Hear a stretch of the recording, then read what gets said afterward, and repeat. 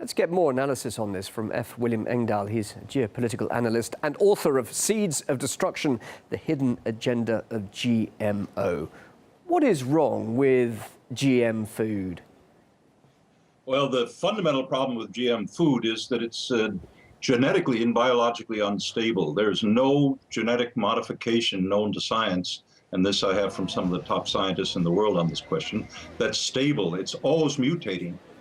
Number two, all the GM products that are in the human and animal food chain over the last 20 years are modified primarily to do one thing. 80% of all the GM is modified to accept chemicals, pesticides, Monsanto Roundup being the most prominent of them, which are highly, highly toxic. And they're modified to be resistant to that deadly chemical so that it kills everything in sight except the Monsanto corn or the Monsanto soybeans, or what will you.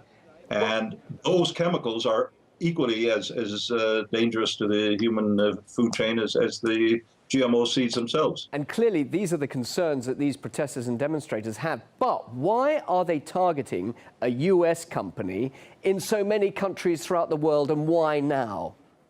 Well, I think for one very simple reason, Monsanto is the company. They are the world's largest owner of seeds. They bought up all these small seed companies to control those seed varieties of wheat, of rice, of corn, and soybeans, and cotton, and so forth.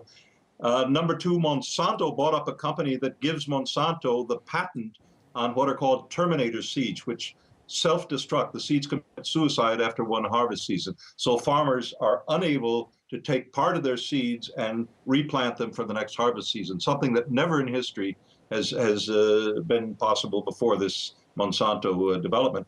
But Monsanto is the metaphor for genetic manipulation of the food chain. They are by far the largest. Of course, you have other companies like Syngenta in Switzerland. You have BASF, which is a partner of Monsanto in Germany. You have Dow and DuPont Chemicals. But Monsanto is really the giant of the four horsemen of the GMO apocalypse. And why is the US government so keen to protect its interests? Well, I think this is a strategic interest of the US. The agribusiness lobby, which lobbied Bush Sr. as president in 1992, Monsanto went to the White House and had a closed-door meeting with Bush and got Bush to agree to make sure there were no government tests whatsoever on the health and safety of GMO products before they were released to the commercial public. And that was called the doctrine of substantial equivalence. It's a fraudulent doctrine. If you just analyze the name, it's by no means scientifically rigorous. So there have been, up until recently, no long-term tests beyond what 90-day short-term studies Monsanto gave to the government to say, oh, everything is hunky-dory. Well, it turns out evidence has been uncovered of whistleblowers who say we were forced to alter the scientific data for Monsanto, so it showed that the results were positive. So you have the fox guarding the chicken house here with Monsanto verifying the health and safety of its own products. But it's the idea of a monopoly on seeds, a patented monopoly on seeds worldwide that makes the whole question of Monsanto and the GMO question so extremely important in so many countries. They are trying everything to bribe and influence the European Commission in Brussels. A study came out in France at the Ken University, September of last year. It was published in a peer-reviewed, serious scientific journal of toxicology by Professor Seralini and his colleagues in France, showing that rats fed with GMO Monsanto rice, or corn rather, had huge incidence of cancer tumors compared with non-GMO rats.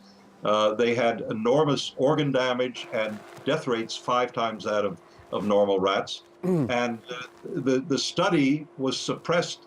Well, it was damned by the European Union's European Food Safety Administration, and it turns out most of the scientists on the panel had ties to Monsanto. So it's just a corruption that Monsanto tries to infiltrate its way. They try to block labeling in California because that would damage their whole product situation in America, where people are beginning to wake up. So yeah, I think there's a sea change going on against not only Monsanto, but biological engineering of our food chain. we don't need it. Very, very interesting to hear thoughts on this. F. William Engdahl, geopolitical analyst. And, of course, if you want to find out more about his thoughts on this, read his book, Seeds of Destruction, The Hidden Agenda of GMO. Thank you very much for your thoughts live on RT. Thanks a lot.